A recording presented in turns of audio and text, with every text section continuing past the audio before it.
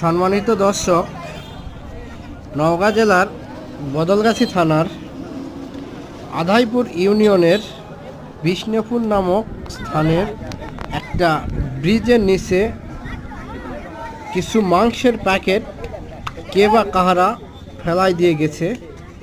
তো ঘটনাস্থলে এই মুহূর্তে প্রশাসনের লোক রয়েছে এবং এলাকাবাসী রয়েছে, পাশাপাশি বিভিন্ন জায়গা থেকে দূর দূরান্ত থেকে লোকজন আসতেছে এই মাংসগুলো দেখতে। আসলে এই মাংসগুলো কিসের মাংস এখন পর্যন্ত তা তদন্ত করে দেখা হয় নাই। তো প্রশাসনের লোক যেহেতু আছে, বিষয়টি তদন্ত করে জনগণের মাঝে উপস্থাপন করে নিশ্চিত হবে এই বিষয়টি। তবে এই ভিডিওটি যাদের ভালো লেগে থাকে তাহলে আপনারা অবশ্যই শেয়ার করে দেবেন, যাতে করে আরও 2-4-10 জন লোক ভিডিওটি দেখতে পারে এবং এই ভিডিও থেকে লোকজন জানতে পারে।